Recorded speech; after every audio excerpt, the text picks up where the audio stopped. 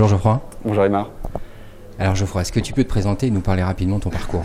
Alors Geoffroy Guigou, je suis directeur général et cofondateur de Prêt d'Union.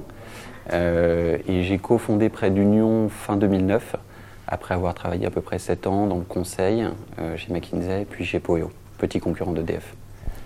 Alors, Prêt d'Union, c'est un super nom, mais est-ce que tu peux nous en dire un tout petit peu plus sur Prêt d'Union? Alors Prêt d'Union, c'est le premier établissement de crédit entre particuliers en France, agréé par la Banque de France. Donc c'est-à-dire que notre business, en fait, c'est de faire se rencontrer sur notre site internet des épargnants qui ont de l'argent à placer, de la liquidité, et des emprunteurs qui sont des ménages français qui ont besoin de crédit à la consommation pour financer des travaux, acheter une voiture. Et donc, première plateforme de crédit entre particuliers, ça veut dire qu'on fait se rejoindre les investisseurs qui ont de l'argent et les emprunteurs qui veulent emprunter, et les deux font une bonne opération en se passant des banques.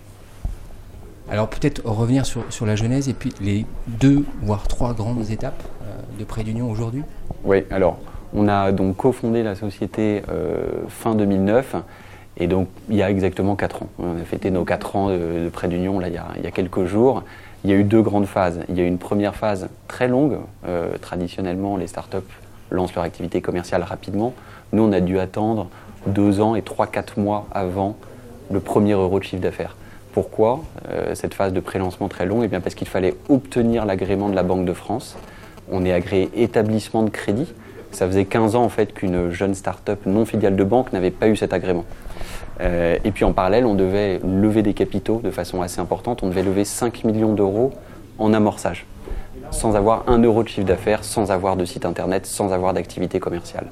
Donc ces 2 choses-là ont fait qu'on a mis un peu plus de 2 ans à lancer l'activité commerciale. Donc ça, c'était de fin 2009 à fin 2011. Et puis fin 2011 jusqu'à aujourd'hui, donc déjà presque 2 ans d'activité commerciale. Là, cette phase de développement très rapide, l'offre a pris tout de suite. On est passé sur cette période de 7 personnes à 45 aujourd'hui. Vous en voyez certains derrière. Donc phase de développement accélérée.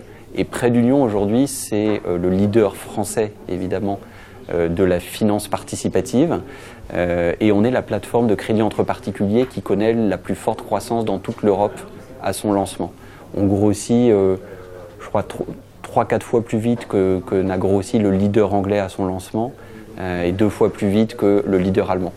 Donc ce qui montre tout le potentiel de ce marché-là en France et je pense la solidité du modèle qu'on a construit, notamment un modèle avec un agrément de la Banque de France. Et justement en chiffres, ça donne quoi en fait aujourd'hui? Alors l'unité de mesure, c'est les millions d'euros de crédits financés. On est sur déjà un très gros marché. C'est 50 milliards d'euros de crédits octroyés chaque année par les établissements bancaires aux Français. L'année dernière, nous, on a fait 11 millions d'euros de production de crédit. Cette année, on sera à 50 millions et on dépassera les 100 millions de nouveaux crédits distribués l'année prochaine. Donc il y a une croissance très forte et à la fois le marché est énorme. 1% de part de marché, c'est 500 millions d'euros de crédits distribués par an. C'est un chiffre qu'on compte atteindre d'ici 3-4 ans. Et alors du coup, les ambitions, Geoffroy, pour Prêt d'Union, c'est quoi? Grossir, toujours grossir et atteindre l'équilibre financier. L'équilibre financier, le point mort chez nous, c'est pour 100 millions d'euros de crédits faits chaque année. Donc comme je disais, on sera à 50 millions cette année. Donc l'équilibre financier devrait être atteint en fin d'année prochaine. Et puis surtout grossir, se développer sur nos 2 clientèles, celle des emprunteurs. Donc là en particulier, on veut aller proposer des solutions de crédit, toujours sur Internet, mais à des personnes qui ont peut-être besoin d'emprunter des voitures. Donc il y a beaucoup de sites Internet qui se développent. Tout le monde connaît Le Bon Coin par exemple, c'est le premier site Internet d'échange de voitures entre particuliers. Donc on veut arriver à se placer sur ces canaux-là. Et du côté des épargnants, des investisseurs qui déposent leur argent, eh bien on veut attirer de plus en plus des gros investisseurs, des personnes, des particuliers, des familles qui peuvent mettre des montants de 50, 100 000 euros sur la plateforme. Il y en a déjà. Il y a une personne qui a déposé 1,5 million d'euros d'épargne, ce qui est absolument énorme. Mais voilà, on veut effectivement avoir de plus en plus de particuliers assez fortunés qui nous permettent de collecter beaucoup d'épargne avec peu de personnes. Ça, ce sont les perspectives de développement. L'horizon est vraiment dégagé. Le marché, comme je le disais, est énorme. Et puis, donc pour assurer la rapidité de ce développement, on va avoir besoin de nouvelles levées de fonds. On a déjà levé 8 millions d'euros, ce qui est un montant très important pour une start-up. On annoncera dans les 10-15 prochains jours une autre levée de fonds de 10 millions d'euros.